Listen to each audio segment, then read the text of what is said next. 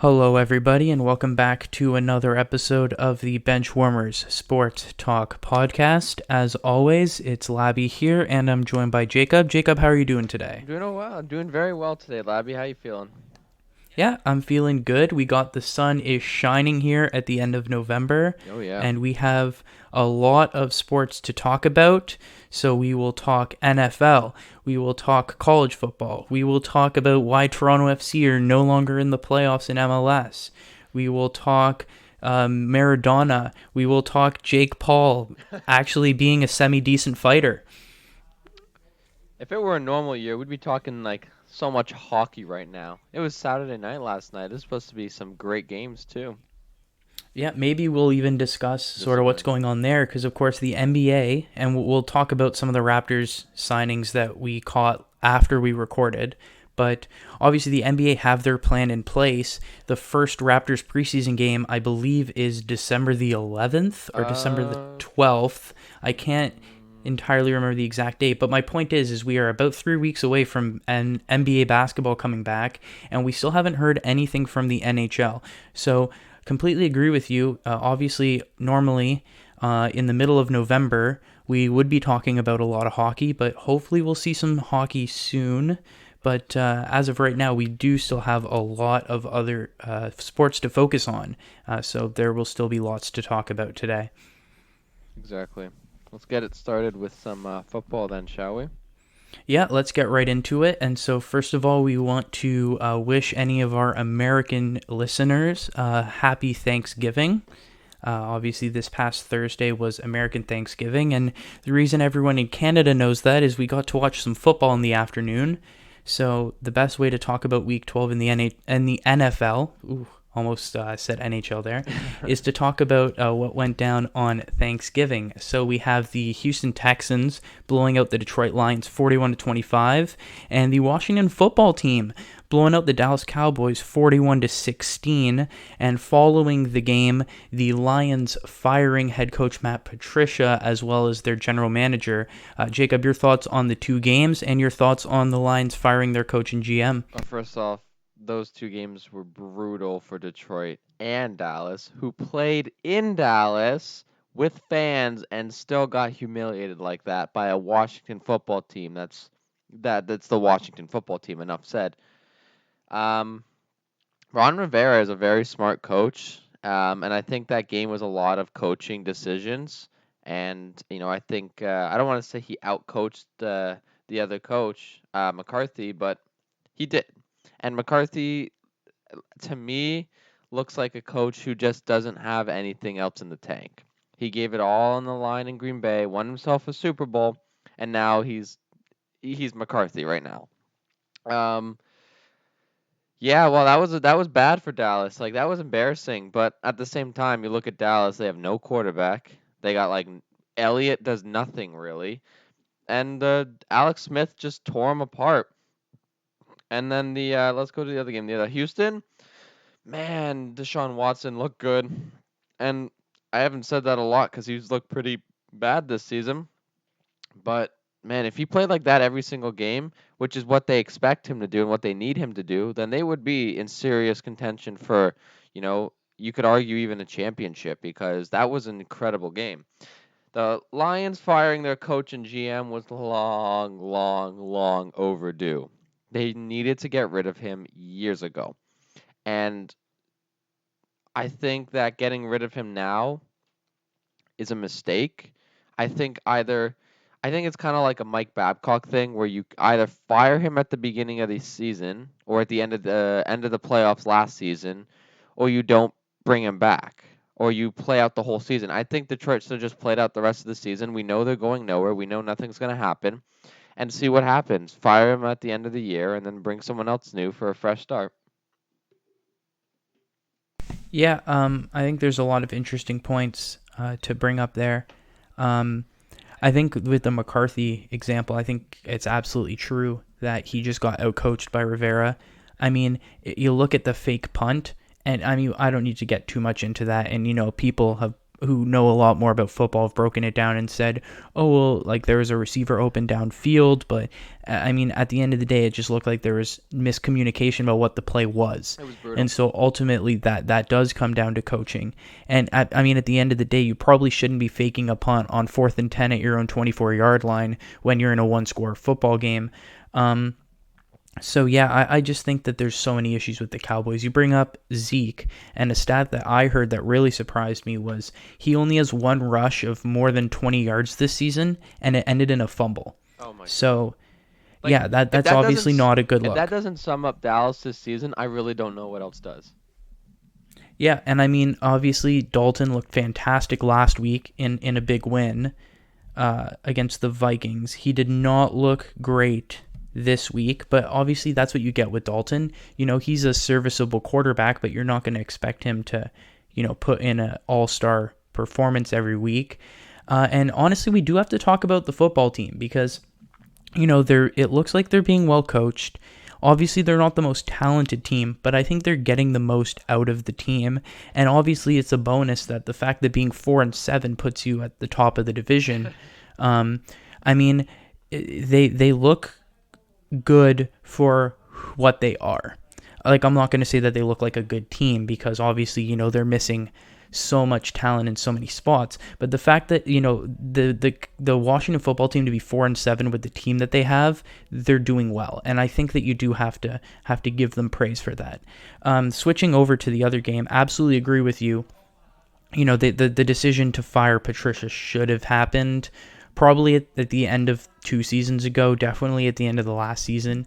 And I think I agree it's a weird time to fire the coach, especially with like a COVID situation. So bringing in a new coach and sort of figuring all of that out is going to be challenging probably.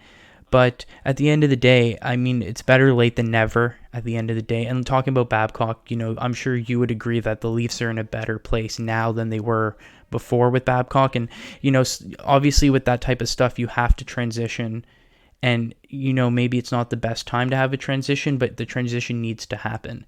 And then with Houston, Deshaun Watson's a weird one because obviously, when he plays up to his standard, he's a fantastic quarterback, as we saw on Thursday. And like you said, when they had a defense and had weapons around them, I mean, this was a team that was not too far away from, playing in championship games and competing for a Super Bowl. Obviously, that's not the case because of what Bill O'Brien did to butcher that team. Yeah. But, I mean, I still think Deshaun Watson has it. The real question is, can they build a team around him in time? And I'm not sure. But it'll be interesting to see where the Texans are going. I believe they're 3-4 since they fired their coach, which I think is fit. I think it's fair. I think they're about a 500 team given, the lack of talent that they have around Watson. So hopefully they can grow from this. But, I completely agree with you. It's a good win for Houston, and it's a perfect opportunity for Detroit to step back and say, look, this didn't work. We need to move on from there. Yeah, and you're totally right with what you said about Patricia needing to be fired 2 seasons ago. I don't know why they didn't fire him. I really don't. Maybe it's for comfortability or comfortability. I don't know. Anyways, they know who he is and they're comfortable with him. At some point you gotta take a step back, be like, okay, you may be my friend, I may like you as a person, but you're doing nothing for our team. And I think Detroit was just afraid to do that and say, listen, you're doing nothing for our team, but we like you, so we'll bring you back next year. And I think they're just fed up, and I think the fans are fed up, and I think they're just sick and tired of losing. Because as we know in other sports, Detroit is not looking like they have no bright spots right now. So, when you have a team that has to just play 16 minutes, 16 minutes, 15 minutes for 4 quarters, play hard football, and you have a competent coach who does that, you really need someone to step up. So I think. I really think that this was good for Detroit. I just think the timing was poor. Yeah, I know. I couldn't agree more. But at the end of the day, you're right. I mean, there's only so many moral victories you can claim before you actually have to start getting real victories. And the Lions under Patricia just weren't able to get, the number of wins that they needed. And at the end of the day, you can only hang around and point to progress for so long. After a couple of years, well, progress has to be wins, and it never was. Yeah, exactly. moving on to breaking down the rest of the matchups this week Let's in the NFL. let's actually stop that for a sec. Sorry, I don't mean to interrupt, but there was actually one more game supposed to be scheduled for Thanksgiving, which Right, right. was going to be one of the best games of the season. However, obviously we have the Chiefs and Bucks this year, and we'll talk about that this week. The Baltimore Ravens were supposed to play the Pittsburgh Steelers yesterday in the night game, in the primetime game actually. And what happened, man? Just what happened? Tuesday night football, Yeah, baby. No. baby. Woo. Yeah, so obviously the Ravens got a lot of positive COVID tests, and actually I believe the Steelers now have a one player and one coach who tested positive Yeah, as well. I think they do. Lamar Jackson is also one of the players who got COVID, and actually this will bring us to a very interesting point when we talk about some of the games going on today, particularly the Denver Broncos. But essentially they started pushing the game further and further back. It was supposed to play on Sunday. Now it's being played on Tuesday. And this is just another example of how COVID rears its ugly head in the sports world. But it also, once again, does fit the narrative a lot of people want to speak to, which is that Roger Goodell has not done a good enough job enforcing COVID regulations, as well as enforcing penalties to teams that do not follow them. Because it's one thing to have an isolated incident of COVID. It's an other thing where we've had multiple teams where like half of their team has COVID, and it's had to lead to scheduling issues. And this was a league that said, if you don't follow these protocols, you're going to be punished. And I don't think we've seen anything like that. That's actually funny they bring that up because the Saints and Patriots were both fined today for their not wearing their masks. You know that big, very famous video of the Saints dancing in the locker room with no masks?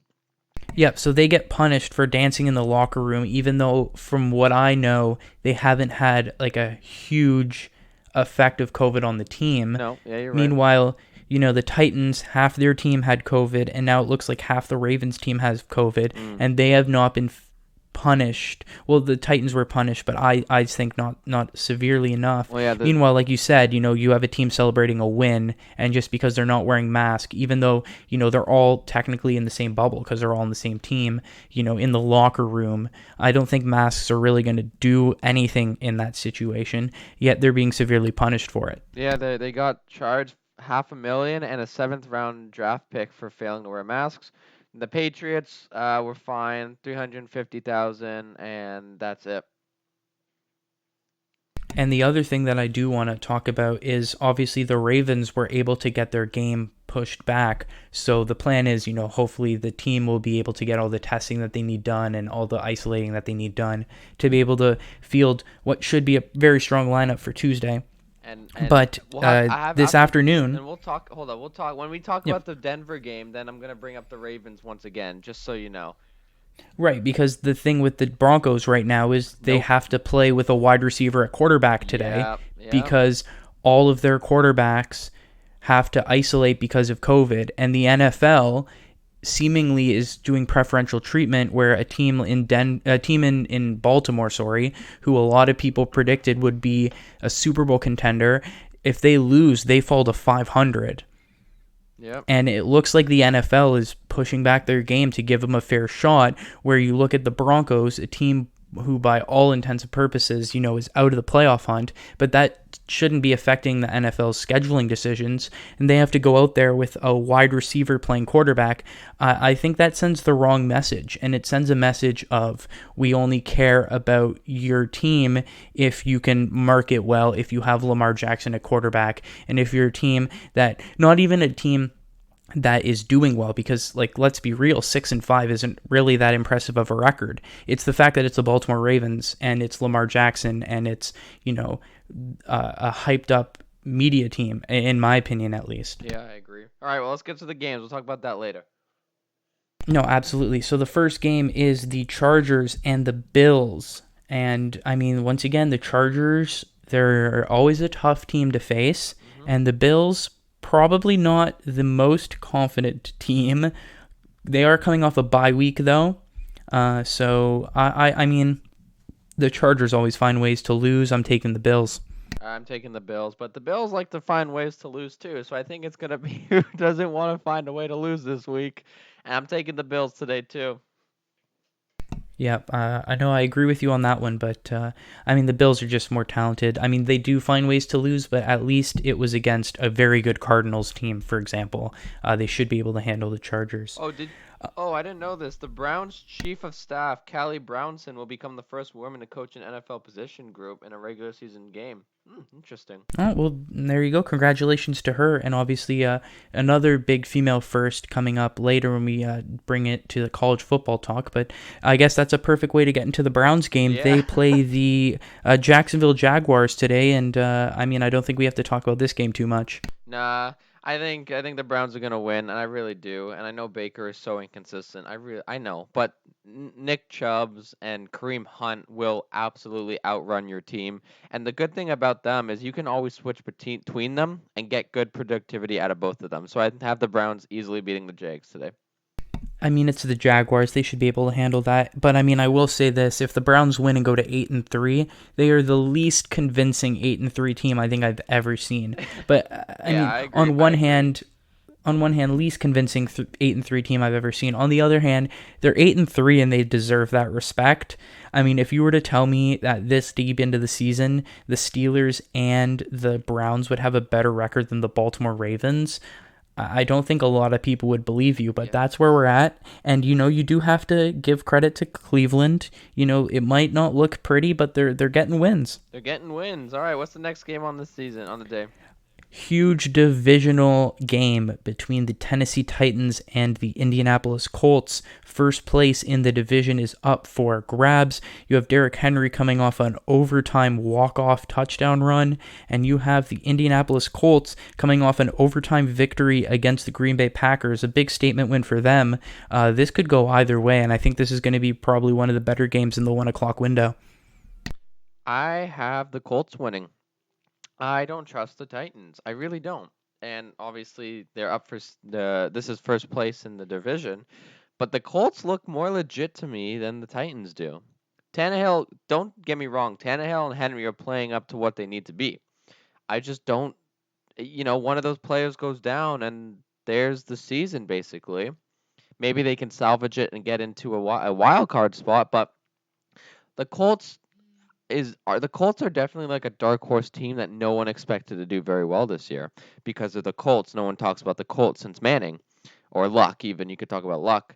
But my goodness, I love the way the Colts are playing and I think they're going to run away with this division, especially after this win today. Colts. I mean, the Colts are at home, so that's definitely an advantage for them as well. But the thing I will say is obviously both teams coming off of overtime victories. But I'll say that the Titans beat the Ravens in overtime last week, whereas I think the Packers lost the game to the Colts. But the difference was that the Colts were down by 3 scores and they came back and won. It doesn't matter Uh, if you won or if you lost. I mean, it does matter, but they were down by 17. That shows the resilience against the Green Bay Packers team that's expected to do so much better than them. No, absolutely. That was going to be my next point. You never count the Colts out. I do not want, I really don't want to pick between these two because it literally could go either way. But like you said, you picked the Colts because you trust the Colts more. And so using the exact same logic, I trust the Titans more. So I'm going to roll with the Titans. But I mean, it could go either way. I could absolutely see the Colts winning this. I think the fact that they're at home definitely, is an advantage for them. I'm going Titans. I don't like the Colts haven't faced an offense the way that the Titans operate, and this will be very interesting because the Colts have been impressive defensively. If they can shut down Derrick Henry, then they're going to be in trouble. But I'm going Titans, even though I could definitely see the Colts pulling this one out. All right, I respect that decision. Who we got next? We have the Carolina Panthers going into Minnesota to take on the Vikings.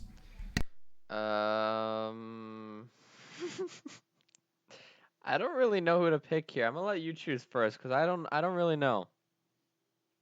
Yeah, completely agree with you on that one. This one's difficult. Like I said last week when we were talking about the Panthers and the Lions, uh, that was a game where I wasn't sure who to pick, and in the end, I said I'm going with the team that is coached better. I'm doing the same thing again here. I'm going with the team that is coached better. That's the Carolina Panthers. I'm taking the Panthers.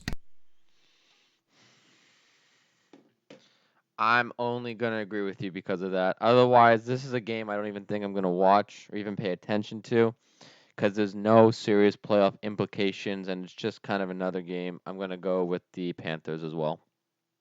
Yeah, absolutely agree with you because obviously the game that we're all going to be watching is the New York Giants and the Cincinnati Bengals because the Giants with a win can go to first place in the NFC East. That And division is a you already joke. know that every Giants fan at the beginning of the year, myself included, totally predicted this outcome. We all knew we were gonna go to 4-7, and we all knew that that was going to be first place in the This division. division is a joke, man. 4-7 is the leader. How is this a division? But in all seriousness, actually, this was a game that kind of worried me because it's in Cincinnati, and the Bengals have looked good, and then Joe Burrow had a Yeah, season-ending and there, injury. that's it, and that's it. And so, first, obviously, I want to wish him a speedy recovery. I hope everything gets fixed, and I hope he comes into next season, the same player that he was. He really impressed me. I wasn't convinced because obviously he was a 1-year college player, and I know with 1-year college players sometimes it can be a bit flattering, or maybe they're not that consistent. But I mean, he really, like, it's hard to live up to the expectation given the expectation was he literally had the greatest college football season of all time.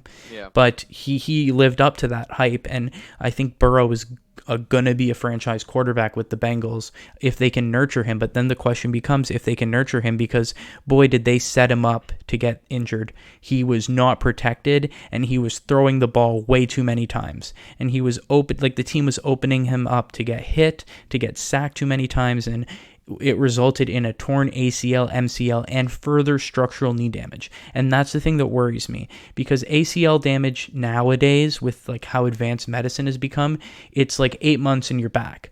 But it's the other structural knee damage that really concerns me, and I'm hoping that he's able to make a full recovery from this, because if he was to come back and never be the same player, that would be such a huge loss to football. Yeah, and honestly, like he has one of the brightest futures if he's able to recover from this. He's great. Yeah, like you said, one of the best years of college with LSU. Man, Cincinnati's O-line is garbage, and they're the reason why he may have just ended his career before he even started it. I hate Cincinnati for what they've done.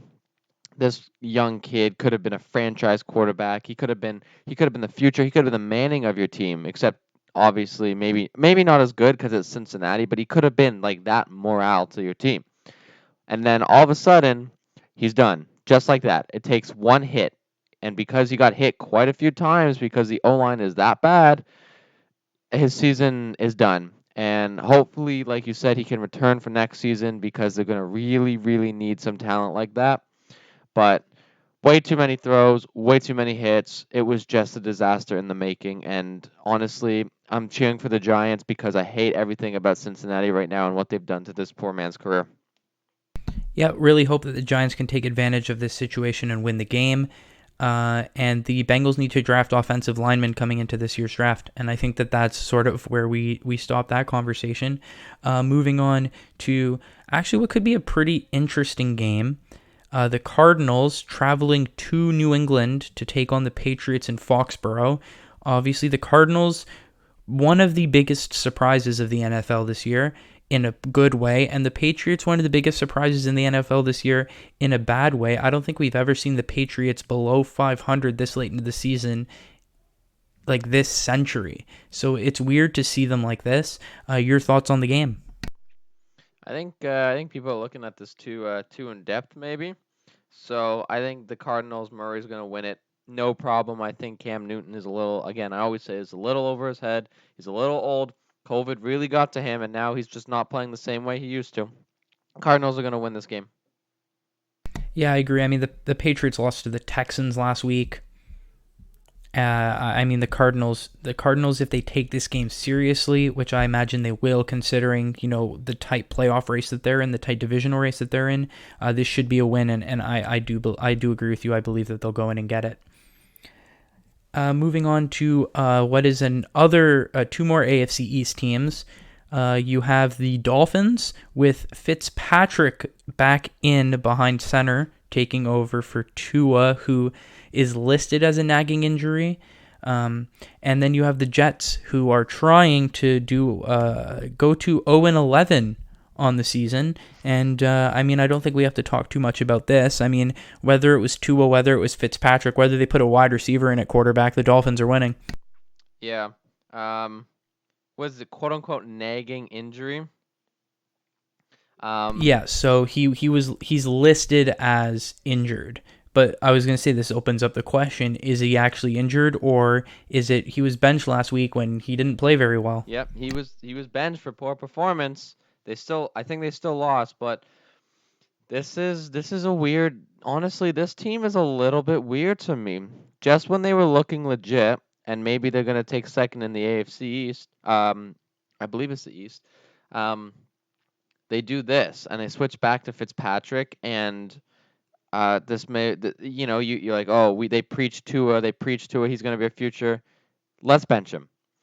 I don't think it's a nagging injury at all. I think, and here's what I've been saying is he needs to learn to lose. So you got to put him in there, even if he's playing like garbage. And this is why I think Miami's gonna screw him over in the future.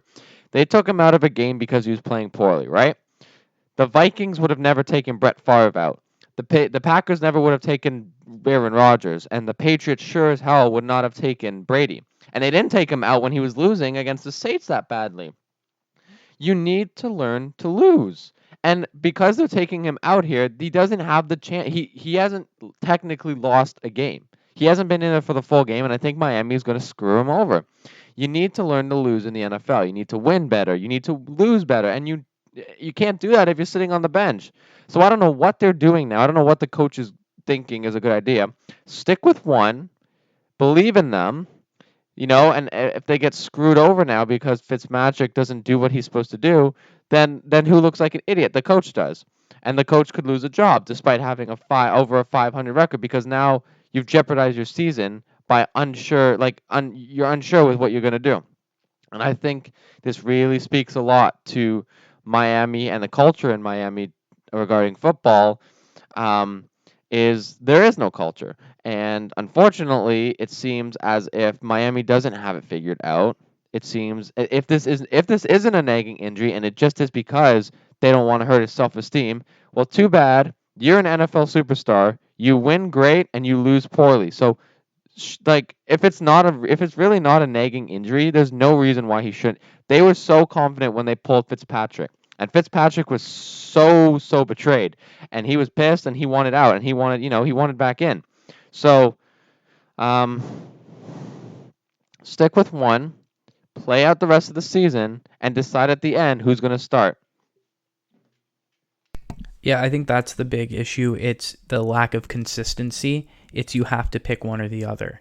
And so we actually had disagreeing opinions on this, which is totally fine. You thought that it was the right call to put Tua in and give him that experience. I thought it would have been better for him to sit the whole year behind Fitzpatrick. But the important part is, it doesn't matter which side of the coin you're on. I think we can both agree that the issue here is that they're flipping back and forth. You either have to commit. When you named Tua the starter, he should be the starter for the rest of the season. Yep. And I absolutely agree with you on that. That's the issue here. Obviously, I think it's better for him to sit behind Fitzpatrick for the year. They disagreed with me on that. They're the coaches. They're the team. They have the decision. My issue now is, why are you going back on that decision? And so it'll be I completely agree with you. It'll be very interesting to see what the landscape is moving forward. But I mean, I expect the Dolphins to pick up the win. Moving on now to the last game in the 1 o'clock window, we have who I'm going to call the most underrated team in football, although they are getting their recognition, which is the Las Vegas, almost said Oakland there, but the Las Vegas Raiders. And they are going into Atlanta to take on the Falcons. I don't really want to talk about the Falcons because they suck like usual. The Vegas Raiders, Derek Carr is looking like the quarterback that everyone said he would be 5 years ago. The defense is doing well. It looks like they have a team set up around him. Josh Jacobs is a really solid young running back. Darren Waller's a pretty solid tight end. It looks like they have a team. Now, obviously, they're sitting behind the Chiefs, and I don't think that they're going to be able to compete with the Chiefs over the entire course of a season, but I'm going to say that they're probably a lock to be a playoff team and get into the wild card, and they're going to be a really tough out. I'm taking the Raiders to win this one. Yeah, I'm gonna take the Raiders too. Again, it's Atlanta. Atlanta sucks. Matt Ryan has no one to throw to, and their best chance to win was a 28-3 lead. Um, we're never letting that go, Atlanta. I'm so sorry. Not sorry. Um, yeah, Derek Carr and the Raiders look like actual legit team, and I think you're right. I think they can be a very, very like a very wild card kind of team. Not wild card spot, but a wild card team in the sense that you don't know how they're going to get a win, but they get it. They could throw the water. They could have a great throwing game. They could have a great rushing game. Like that's the good thing about the Raiders. You can argue is that they're a little unpredictable, and I think Derek Carr having a team around him finally, like you said, he looks like Derek Carr. That was supposed to be Derek Carr 5 years ago. So I think the Raiders are going to win this one. Yeah, also solid coaching and a pretty good defense this year as well. Moving on into the afternoon window, and we talked about this a little bit. So I mentioned it. I'll give you the floor. So Saints and Broncos. You can talk about the Broncos situation. I'm also interested to hear your thoughts on Taysom Hill at the Saints quarterback spot. But very quickly for me, I was surprised that they went with Hill. He looked impressive. It was weird to see a Saints quarterback throw the ball more than 25 yards down the field. But, I mean, he looked impressive at quarterback. The Saints are the Saints. No matter who's behind center, they're a good team. I hope that the Broncos wide receiver quarterback does well. I mean, the Broncos are a solid team, but, I mean, the Saints are winning this one. Yeah, let's talk about Hill first before I kind of get him depth with the Broncos because I got a lot to say about that. I like putting Taysom Hill in. I liked it. I think if you look at Winston, who went 30 interceptions, 30 touchdown passes last year, there's not enough confidence there. And honestly, if I'm the Saints, I I know that I'm not putting him in. He's a liability. So good on Hill, and I think that was a nice little burn you put in there, throwing over 20 yards. Um, I appreciate that. That was good. Okay, let's talk about Denver and the wide receiver as a quarterback. So, like you said, touched on before about the COVID cases and like not all teams getting fined. You're right. It goes to show that there's kind of a favoritism in the NFL. Let's look at the Denver Broncos, who have publicly come out and said, "What the hell? Why are we moving the Baltimore Pittsburgh game because a few players got tested positive, including the quarterback, and here we are, not on our first, not on our second, not on our third, not on our fourth string quarterback. We're using a wide receiver as a quarterback.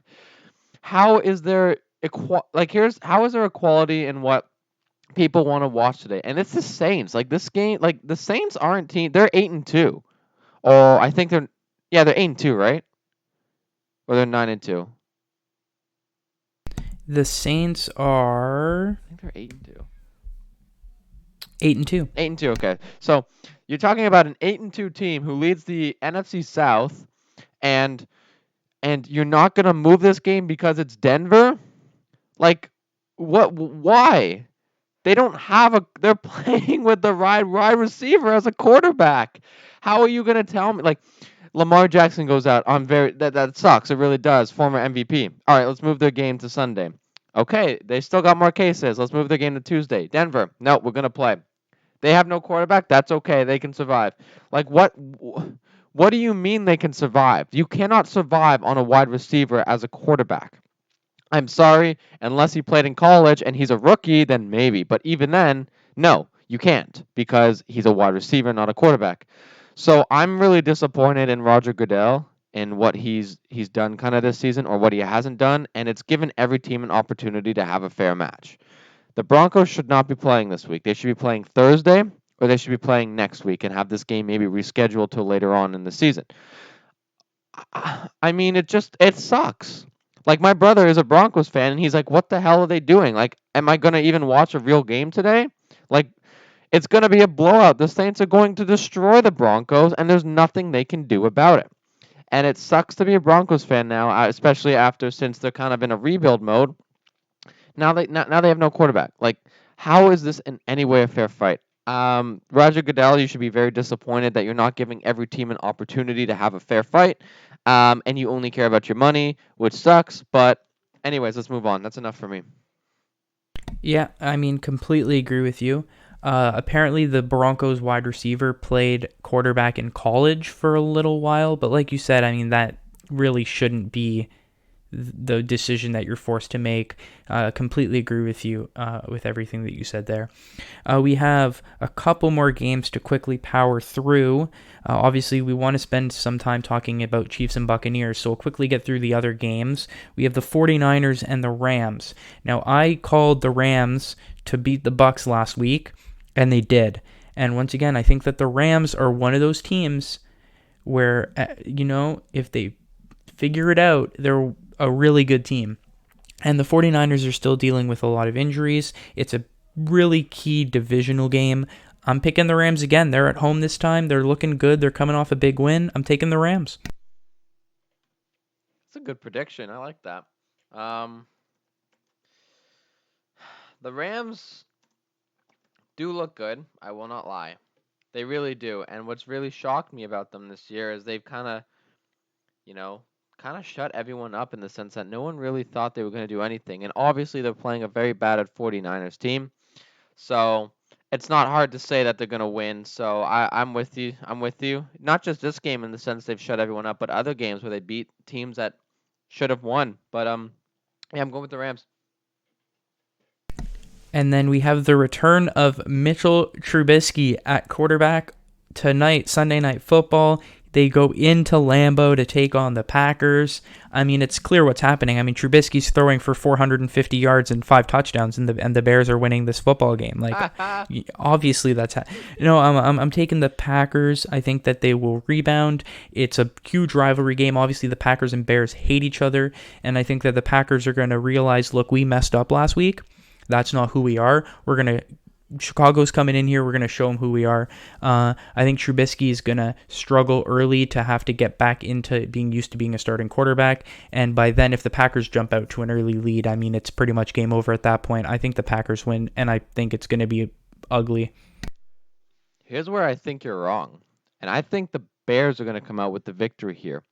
Trubisky's been sidelined for so long, and Foles has done nothing. He's going to come back like Fitzpatrick and say, "All right, it was wrong putting me in this on the bench. I'm going to prove you wrong." You and I both know that leads are not a certain game. Like, it's not called game. Look what happened with the Packers last week. Lost a lead, lost in overtime. I think if you look back at the Packers, that game was a huge morale killer, and I think they're not going to be able to do it. I think Green Bay, again, is way over their heads. And I always have said this about this team. Despite the record they have, I don't like the way they play. They depend on Rodgers, which a lot of teams reply, obviously, with a few exceptions, they really expect the quarterback to be playing incredible every game. But I think you're right. I think Trubisky comes in, throws 400 yards and like 5 touchdown passes. I think he's sick and tired of being on the bench, and I think he's ready for some blood. It's a great rivalry between these two. This goes back decades. And I think that Chicago is going to upset the Packers, and then the Packers are going to be in this weird spot where they're like, okay, we lost to the Colts. They're a good team. Okay, we lost to the Bears at home. What is going on? Like that at that point you're going to have to rethink what's going on with your team and maybe make some adjustments. I got the Bears in this game. Well, there you go. Bold prediction. And I mean, I guess you got to have at least one of them. So there you go. And then we have Monday Night Football, the Seahawks and the Eagles. Once again, I do want to talk a bit about Chiefs and Bucks, so I'm going to keep this short and sweet. As a Giants fan, go Seahawks. As a guy who picked the Seahawks to win the Super Bowl this year, go Seahawks. As a Russell Wilson MVP supporter, go Seahawks. And as a guy who just, watches football games, I mean, the Seahawks should win. You're 100% right. And I think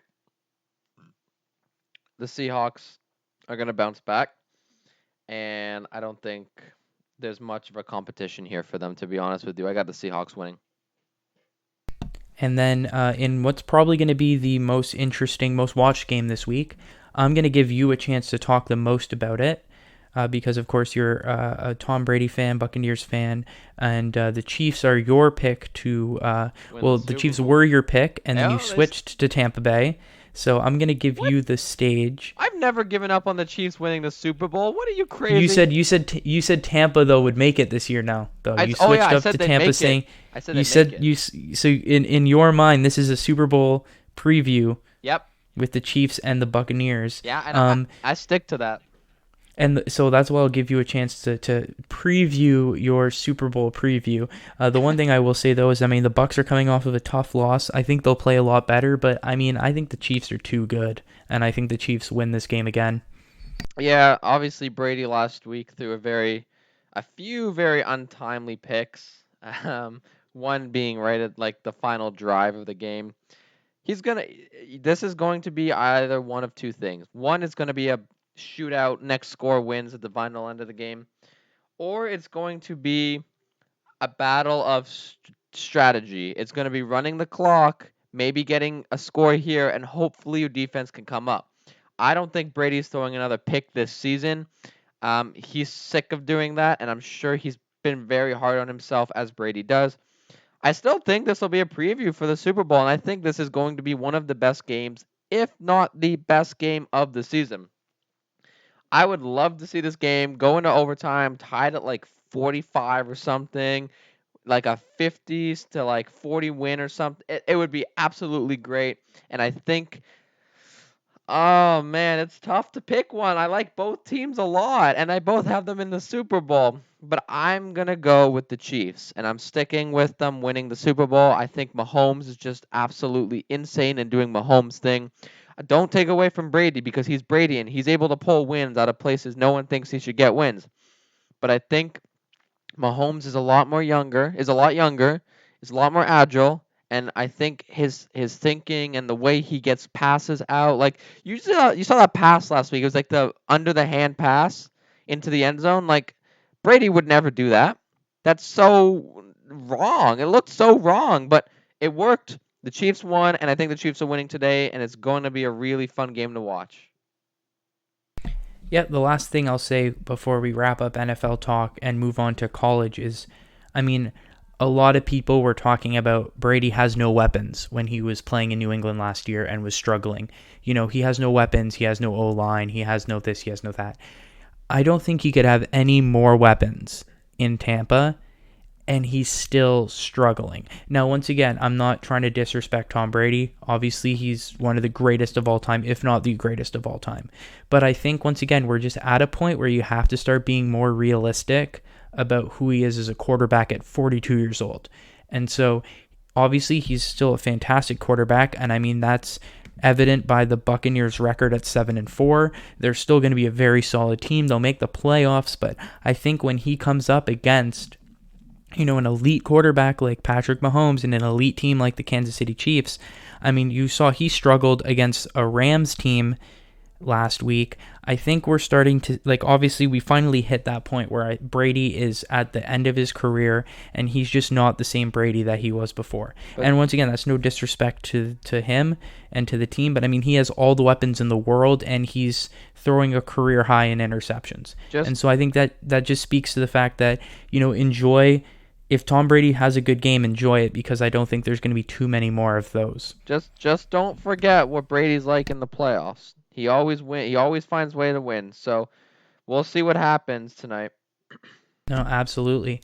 Keeping with the football, but moving to college, things are really heating up there, and we talk about some controversy in the NFL with COVID.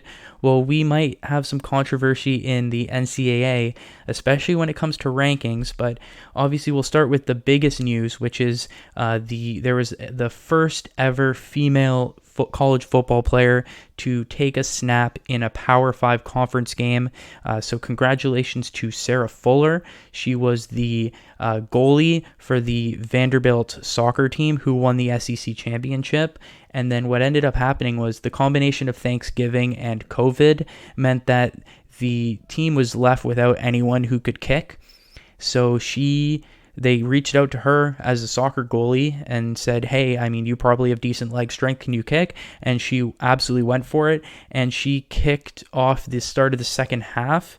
And the one thing I will say before anyone who takes a look at the video and might want to start, criticizing, that was a designed kick, so the design was for her to squib it down the right side so that there would be no return. So in terms of the play that she was out there for, she executed it exactly how the coach wanted her to. But once again, without nitpicking the actual play, just from, a social standpoint, it's obviously like a really big deal to have that.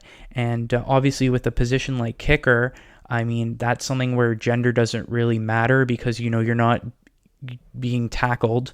So essentially, as long as you can kick the ball through the uprights, it doesn't matter who you are, you can get the job done. The unfortunate thing is Vanderbilt suck, so they were shut out 41-0. She didn't get a chance to kick any field goals or extra points, but hopefully she'll play again next week and get a chance, because I think that would be really cool to see. But still a historical moment for sure, her getting to do that kickoff. Yeah. A lot of people like, oh, that was a terrible kick, blah, blah, blah. Like you said, it was apparently designed to be a squib kick to the right side of the field so that they couldn't return it. So she did her job and she did it well. Good on Vanderbilt, despite them absolutely sucking that game. She was the only bright spot. Good to her. I don't think this will be the last time we see this, and I do think there'll be a lot more women coming to the NCAA. And obviously, we look in the NFL, and the Browns have the first female coach, or chief of staff, I think it is, coach, because the other one is testing positive for COVID. So it goes to show that the NFL is starting to be a little more like inclusive, and football, and I won't be surprised if we see women hockey refs. I won't be surprised there's women soccer refs. I'm sure this is a huge step in finding the equality for everyone in the field of sports. Yeah, absolutely. It's great to see. But of course, Vanderbilt, as an 0-8 team, are not part of any sort of serious conversation when it comes to the playoffs. And of course, the one thing with college football is that despite there being so many teams, there are only 4 playoff spots, and that's going to bring up some really interesting discussions. Because of course, at the top, pretty obvious, Alabama 8-0, Notre Dame 9-0. Clemson 8-1. They're 1 loss to Notre Dame when Trevor Lawrence was out with COVID. They're 1-2-3.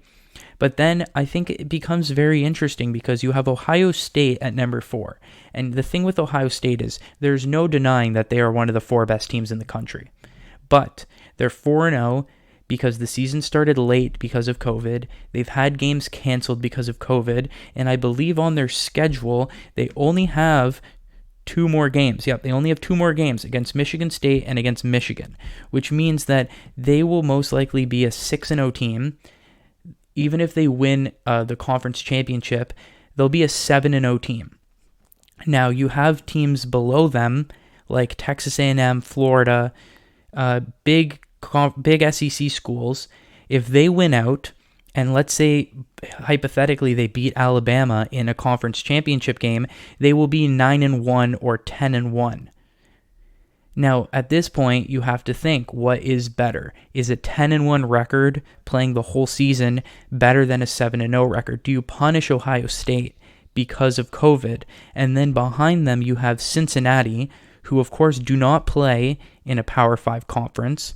They have been fantastic this year, though. They're 8-0. It doesn't look like they're slowing down. They have 1 more game. It's against a ranked opponent, number 25 Tulsa. They beat UCF, which is arguably one of the better teams in their conference. And if they win that game and then win the conference championship, they'll be a 10-0 undefeated team. So now you see where the problem is with only having 4 playoff spots. Does a 7-0 Ohio State team get in over all of these other teams? And then the question becomes, Clemson and Notre Dame are going to meet in their conference championship. What happens there? Because if Notre Dame wins again with Trevor Lawrence in at quarterback and they're undefeated, and now Clemson has 2 losses, both to Notre Dame, do they still get into the playoff? And then if Clemson win And Clemson and Notre Dame are both one-loss teams to each other, but Clemson's loss was without Trevor Lawrence in overtime, and Notre Dame's loss was when they had to face Trevor Lawrence. Do both of those teams get in? If they have to pick one, who do they pick? I'd imagine they pick Clemson. Is it unfair to Notre Dame, who's number 2 in the rankings right now, to drop out? And so this is where it becomes so complicated. And you even go further down. There's BYU are 9-0. Now, obviously, they haven't played any really talented schools, but they're still 9-0, and I'm not making a case for BYU to make the playoffs, but they're ranked 14th, which I think is a little disrespectful. And then you also have Coastal Carolina and Marshall, who are also 9-0 and 7-0, once again playing in much weaker conferences, but they're ranked 20 and 21, which I also think is a little bit disrespectful as well. And so this is the interesting thing about college football is, does it matter what conference you play in? How important is your record? How important is strength of schedule? How important are all of these factors? Because Cincinnati at 8-0, as far as I'm concerned, if Cincinnati run the table or 10-0 and are the American Conference champions, I think they deserve a playoff spot because there aren't going to be 4 undefeated teams. I think that they deserve the chance to get in to the playoff ahead of a 1 or 2 loss power conference team. And this is where it becomes extremely, extremely complicated. And no matter what, there are going to be some frustrated fans of some teams. Obviously, Jacob, I know you're not the most knowledgeable about it, but I'm just interested to see if you have any thoughts about that situation. Well, yeah, it sucks. Like having all these teams, like how would you have, unless you're a Coastal Carolina fan, how would you have known they're 9-0? Like, it's brutal because there's a lot of good teams this year, and like you said, there's only those few playoff spots, and some teams are gonna be, some teams are gonna be making it. I would assume Clemson makes it because it's Clemson, and they have Trevor Lawrence, and they're a really good team. And I don't know. Obviously, I don't know if they should have. I don't know that win against Notre Dame or that loss against Notre Dame. I'm sure they could have won that game, making them go undefeated. It's gonna be tough this year. It's gonna be really tough trying to get a playoff spot, especially for all the teams that are undefeated. Like they have to fight hard for it this year, and I think it's gonna be. So far it looks like one of the toughest years to grab a spot. Yeah, and so the one thing I do want to say here is, like, for example, UCF in 2017, who are in the same division that Cincinnati are in, they went 13-0. They ran the table, and they did not get an invite into the playoff. Yeah, like come on, like they're 13-0. They ran the table like you said, and still they don't get in. So it's weird how college does it. And then, but what happened is they got to play in a major bowl game. They got to play in the Peach Bowl against Auburn, a big SEC school, top 10 ranked team. So they got a New Year's Six bowl, and they actually beat Auburn in that game. So they finished the season 13-0, perfect, and they beat a very, very, very good Auburn Tigers team, Jared Stidham, quarterback of that team. Oh, yeah. Right? And so now that was sort of one of the major catalysts for this conversation of, how good of a team do you have to be in order to make the playoffs? Because especially, people have suggested expanding to 8 teams and doing like a quarterfinal, semifinal, final. The thing about that is it adds an extra week. And the other thing is, it's also complicated because if you look at the playoffs in the last couple of years, the 4 seed, quite frankly, most of the time is just not at the same level as the other teams.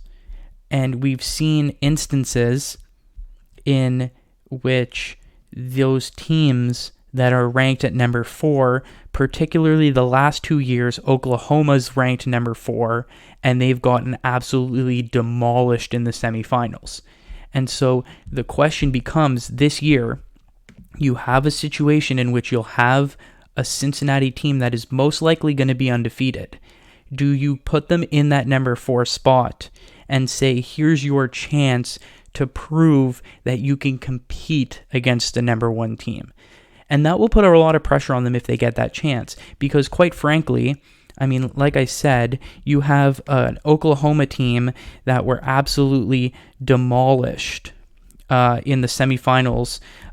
They lost 63-28 to LSU in the semifinal last year. And then the year before, in the playoff semifinal, they lost a little bit closer of a game, 45-34, but you had the third place team Notre Dame lose to Clemson 30-3 in the year that Clemson ran the table. And so the thing with college is these good teams are so good that they really they absolutely obliterate everybody.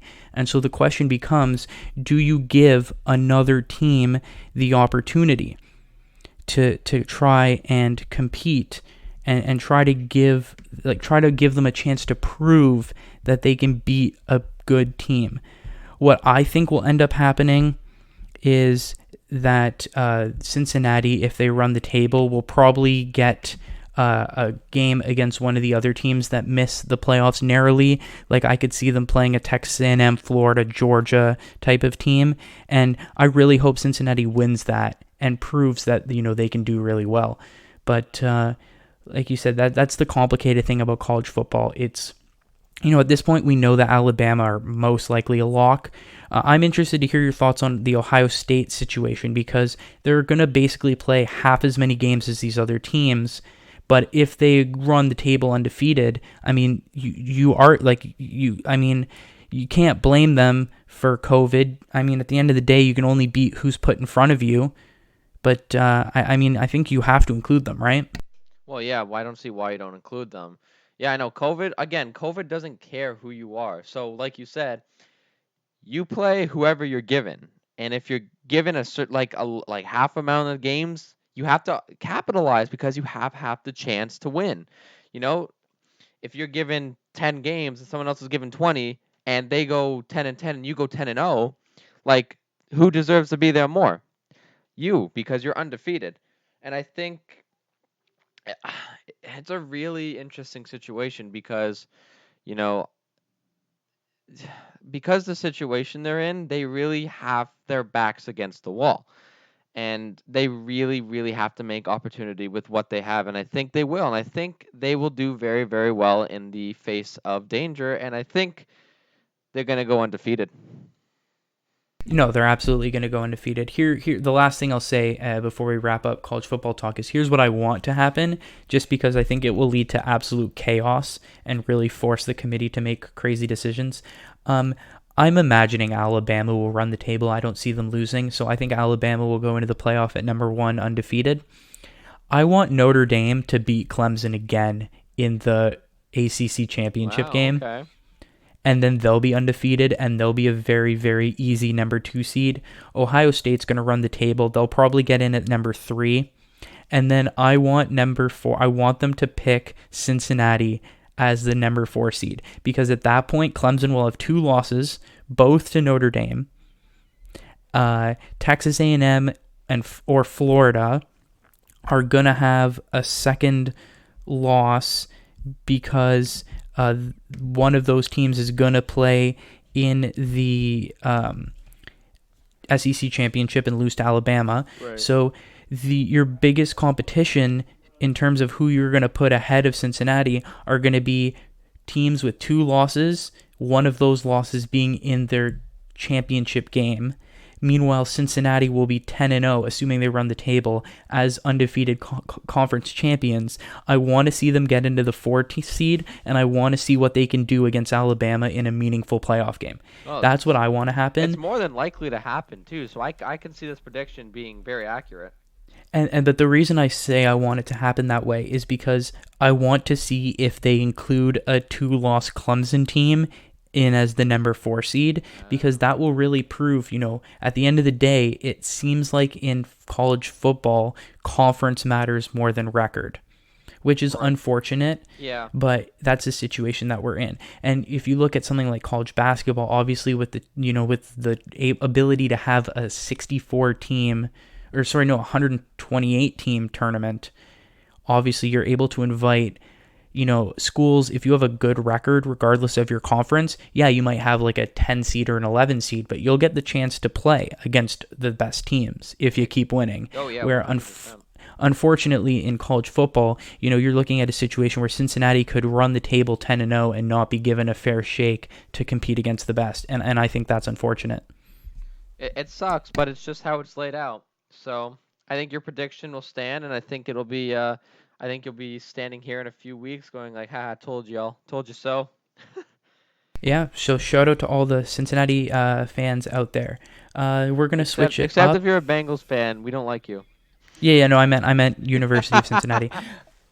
So switching up to some MLS, and we have the conference semifinals coming up in the MLS Cup Playoffs. But I think the more important thing to talk about is you have a situation where the two best teams in the regular season play one playoff game and are knocked out. And so that's the Philadelphia Union. They finished first in the regular season.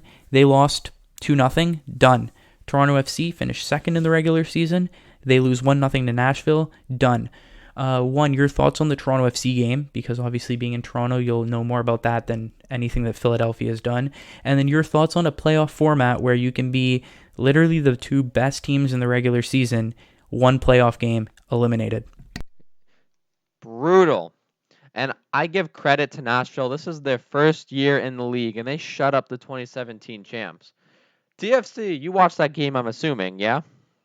Unfortunately. Brutal. The Toronto FC had nothing going for them. They had like no offense, they had no defense, there was nothing. Westberg, or I think that's his name, Quentin Westberg, was the only reason TFC, and 3 offside goals. The game would have been 3-0. TFC looked garbage. And this goes to show is it doesn't matter how good you are, because the number one got eliminated 2-0 as well. It doesn't matter how good you are in the regular season. You get to that playoff game, and those are the games that matter.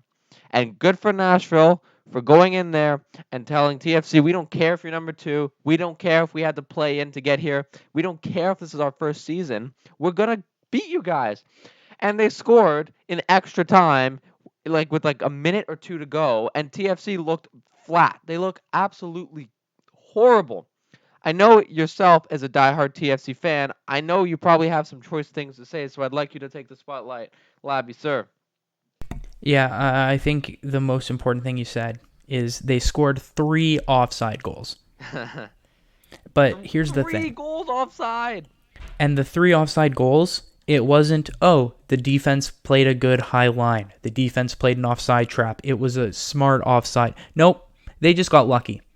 It was terrible defending. The attacker got in behind and scored. They just got lucky that the attacker timed their run by half a second wrong. It wasn't good defense. Because, offside, teams will play an offside trap. They'll step up intentionally, force the attackers offside. That was not the case here. That was TFC got lucky 3 times that Nashville just happened to be off by half a second. And I completely agree with you. They did not learn from that. Not the first time, not the second time, not the third time. They looked flat. They looked bad defensively. They did not see anything. Nashville's strategy is to play a solid defensive game. They were always going to sit back. They were always going to force Toronto to push the envelope and have to attack. And I did not see anything. Pozuelo's going to win MVP, and he deserves to win MVP because he was the best player in the regular season. He was non-existent in that game. Non-existent. You could have fooled me. He wasn't even on the field that game. Non-existent. I'm going to just slightly modify something you said. Quentin Westberg and Jonathan Osorio were the only players who showed me anything in that game. Yep. Everyone else was flat. Osorio looked like the only player who wanted to do anything. He was always moving forward. He was always making positive play. There was a time in the 120th minute, your team is fighting for their lives. You're a minute away from being eliminated. Osorio is making slide tackles. He's bombing crosses into the box, and no one else is attacking them.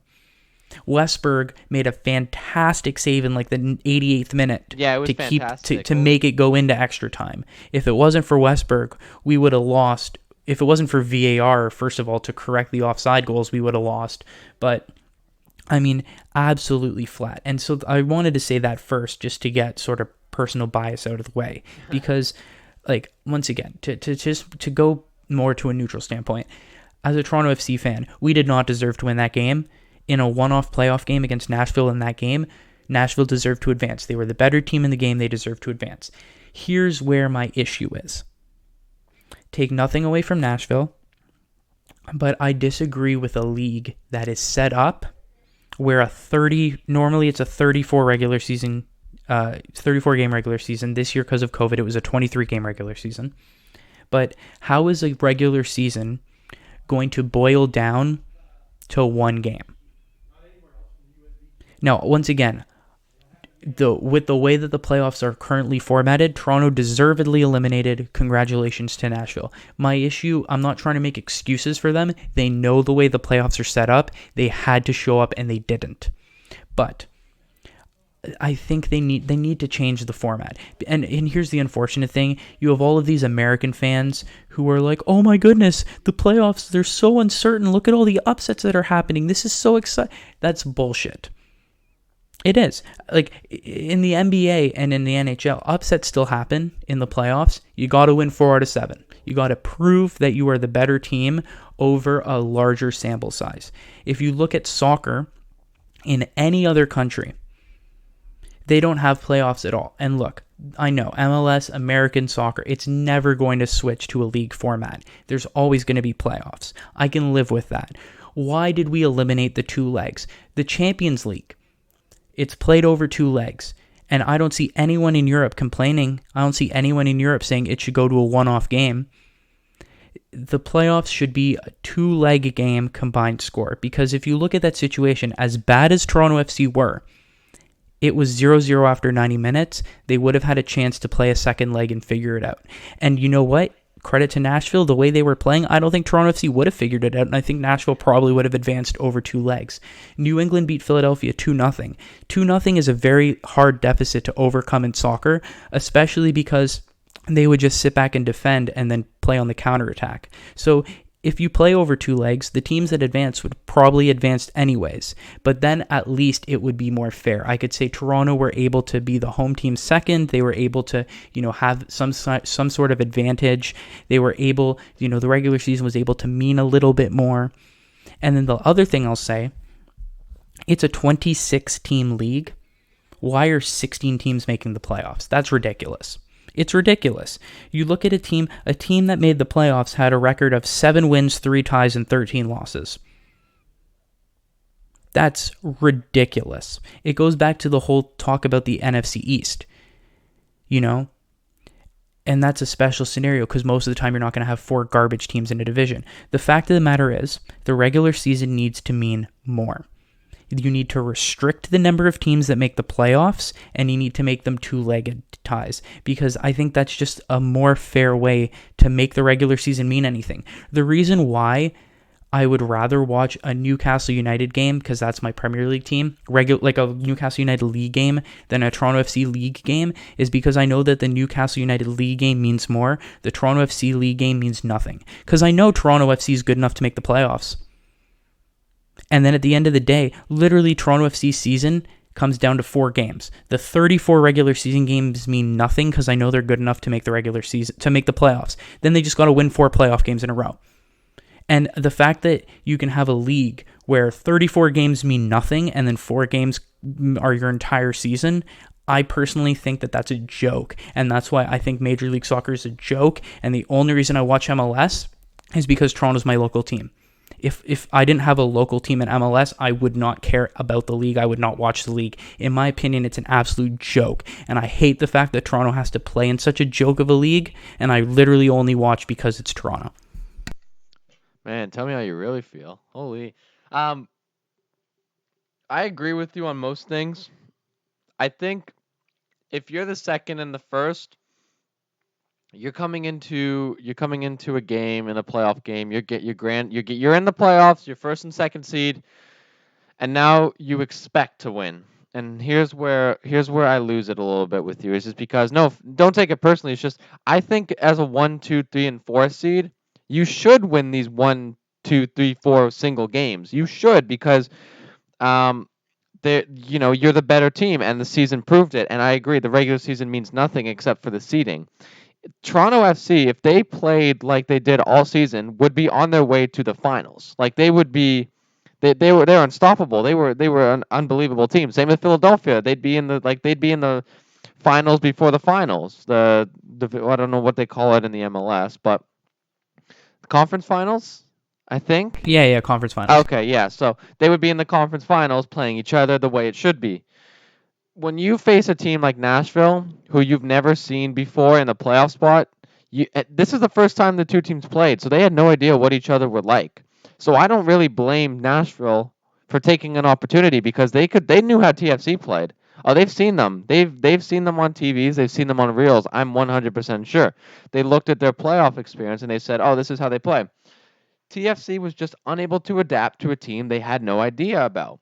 No, And no, I you're absolutely right, and that's why I tried to separate. Like on one hand, the way the format currently is, all credit to Nashville. I'm not trying to make excuses. Toronto was embarrassed, and they were deservedly eliminated. Like Yeah. absolutely.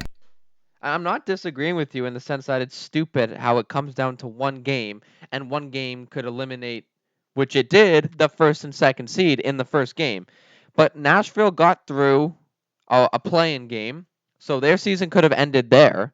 But they didn't. They didn't. They won that game 3-0, and then they just had to face TFC. TFC should have TFC should not have played to their opponent. They should have played like TFC all season. And here's the problem with them is they played down to their opponent. And this reminds me a lot of that game where the Pittsburgh Steelers almost lost to the Dallas Cowboys because they played down to their opponent. You do not. These are the playoffs. This isn't some one-off game where you can forget about it and keep playing because you know you're going to make the playoffs. This is the playoffs. And Nashville took full opportunity of TFC's ignorance and their arrogance because they thought, oh, the TFC, Michael Bradley did jack. Pozuelo did nothing. Like you said, Westberg and Osorio were the only players that I can actually remember who played that game, which is disappointing in your best players are a midfielder and a goaltender. How are you expected to win a game? Like if I told you that the best player on the Leafs right now is Freddie Anderson, you'd be like, yeah, I agree. And then I'd look and be like, yeah, that's our best player. How are we going to win games when no one can score?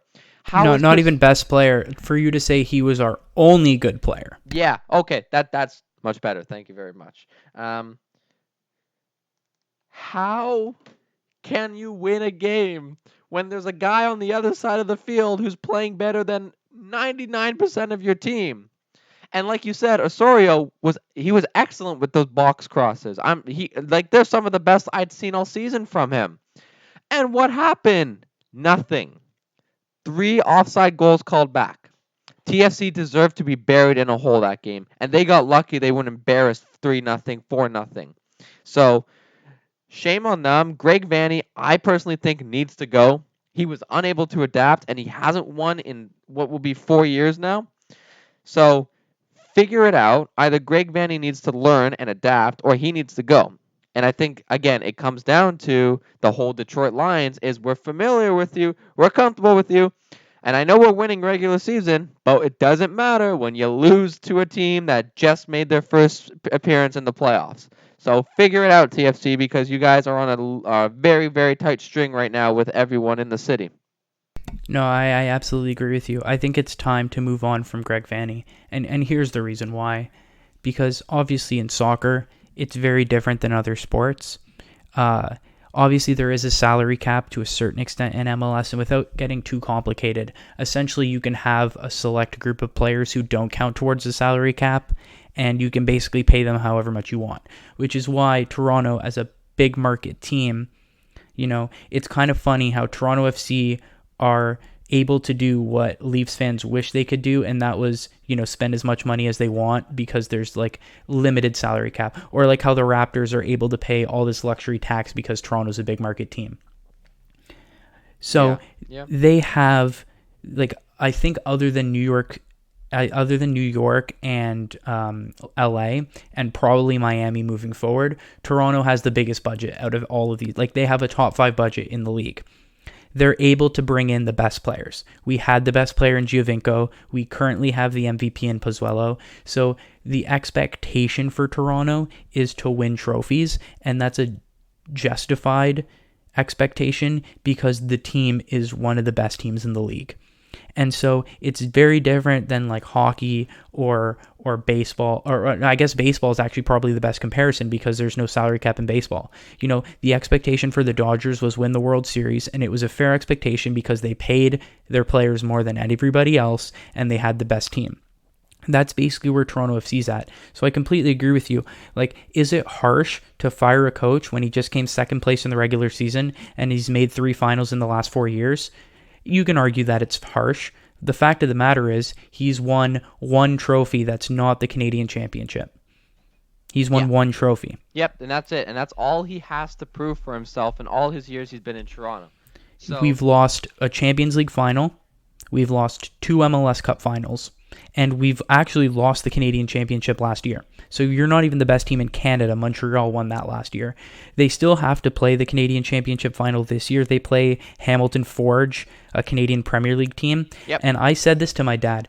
I want us to lose that game. I honestly want us to lose that game because I think that will be the catalyst that we need to get rid of Vanny and really take a good hard look at ourselves. So do you think if they lose that game, what if they lose that game in like penalty shootouts? Do they still Absolutely. Anyway, if they lose that game, is Vanny gone?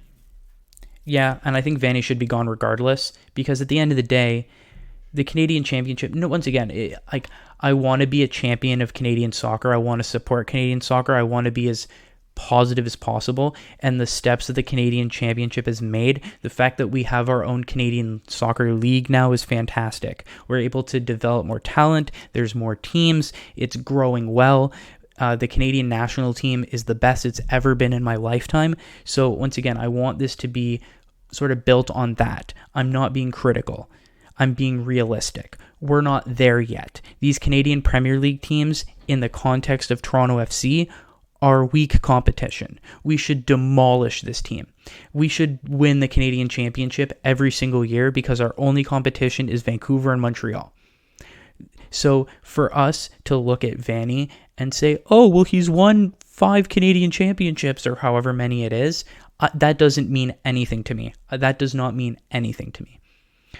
I judge them based on everything else that you've done. Yeah, you've made 4 finals. You're 1-3 in those 4 finals. That's what I judge you on. Yeah, and that's going to be his downfall. And I don't know what's wrong with TFC. Like, how are you going to be second in the league and lose to an expansion team? I don't get it, and I'm still confused, and I'm still bothered by the fact that they played so poorly in a game that mattered so much. So. Yeah, and I think that's the important thing, you know, that comes down to coaching, that comes down to mentality, it comes down to being prepared for the game that matters, and they weren't prepared. They just weren't prepared, or they didn't think they had to be prepared for a team that didn't really matter to them. And look what happens. They're back at home. Sucking on their thumbs, absolutely. thinking we could have been there, but now they're not. Yep, absolutely. So they're looking at the 8 teams remaining, and we have Orlando, New England, Columbus, Nashville, Seattle, Dallas, and Kansas City, Minnesota. And quite frankly, I'm afraid to make predictions because with this one-off thing, you know, literally anything can happen. But I'm going to say this. The East is wide open. Any of those 4 teams could move on. Literally any of those 4 teams could move on. Where in the West, I really do think it's going to come down to Seattle and Kansas City. And speaking of good coaching and good, like, Seattle is a pretty small market team. They don't have the budget that the Los Angeleses and the New Yorks and the Torontos have. And they are 2 wins away from making 4 finals in 5 years. And they've won 2 of the previous 3. If Seattle wins again and makes it 3 wins in 5 years and 4 finals in 5 years, like, that's just unbelievable. That would be absolutely unbelievable. You know who they remind me of?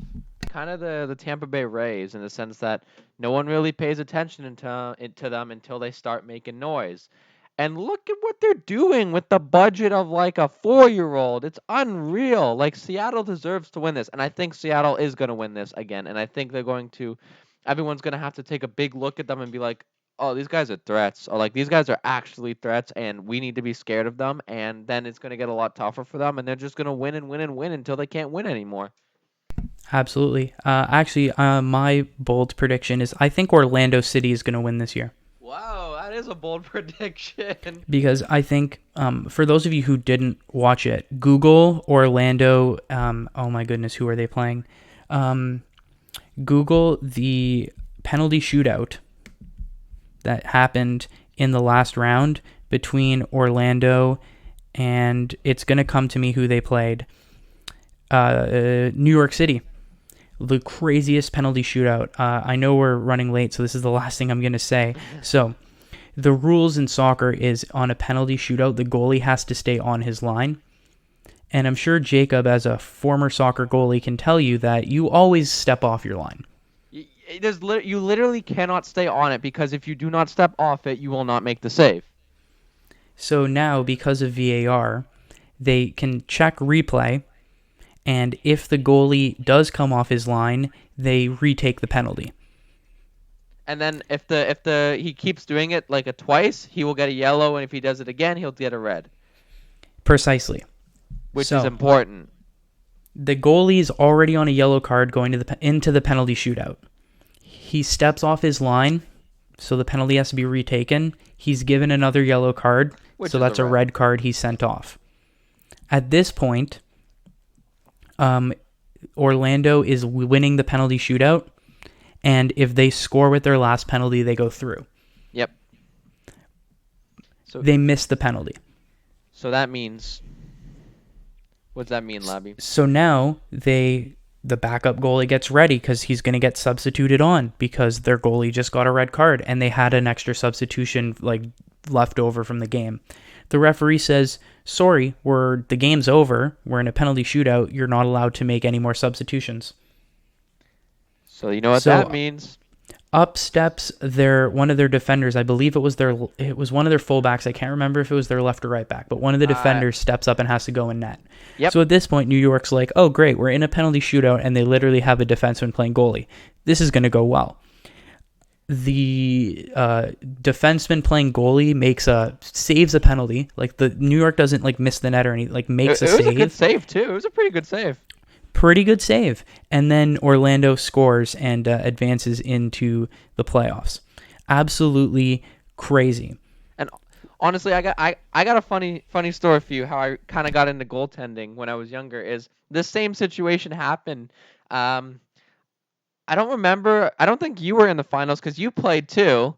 I don't remember who. I think it was me in the finals, and it was other team. And our goaltender wasn't me at the time.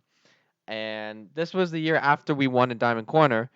And so what happened was I was playing, at that point I was only a midfielder. I wasn't a goaltender. I didn't really get into it. Same situation. It came down to penalties. And what happened was our goaltender came off the line. And back then they had 3 refs and they had one on the line. You know that. They had one watching the line and then they had the one calling the penalty. He goes off his line, gets a yellow. Does it again, gets a red.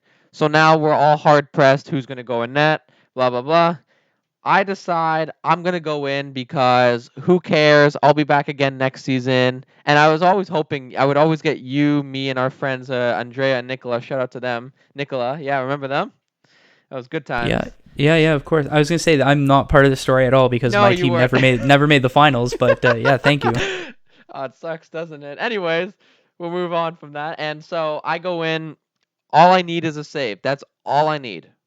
And I make the save. I remember it was a toe save. I picked one side. It was kind of a brutal dive. I'm not going to lie. But I made the toe save. We won the finals. And that's how I got into goaltending. Now, that was a Pee Wee finals. This is this is a professional soccer league in which this defender's coming in against the forward who only plays forward. So to see him make that save brought back memories, and it was honestly great for Orlando. You know what? Screw it. I'm going to say Orlando's winning it too. I'm with you on this. Yeah, just because the East is so wide open, and Yeah. I think like the team chemistry that comes from a win like that, in a basically, like I said, the way that system works is you just got to win 4 games. They're playing New England now. Obviously, New England will be feeling very confident, having just knocked off the best team in the league, but I think Orlando is a better team, and I think they'll play up to that. Like I said, the East is wide open, so I can really see Orlando getting out of the East, and then it's just a one-off game in the finals, and I think that they can get it done. So that's I don't know if it's a bold prediction, but if I was hard-pressed to pick who I think would win, I'm going to go with Orlando, and I think that it'll either be Seattle or Kansas City in the final, and just because, it would be stupid to bet against them. I mean, you just have to, at this point, if you follow MLS at all, you never count out Seattle. You just don't. Yeah. Very bold predictions this season. I love it. It's wild card season, baby. Let's go. Yeah. And so with that, I think that basically just wraps it up. Just one last quick point. Obviously, we talked about some NBA free agency last week. And of course, we decided to record like 2 hours before Baines signed with the Raptors. Your thoughts on that signing?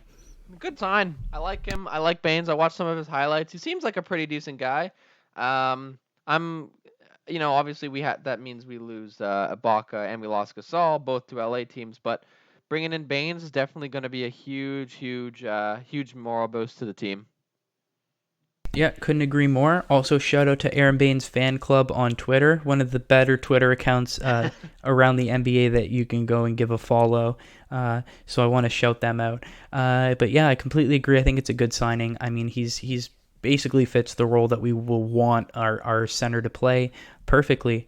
And yeah, I think with that, we're going to wrap up today's podcast. We hope you enjoy NFL Week 12 and sort of everything else that's going on around the sporting world.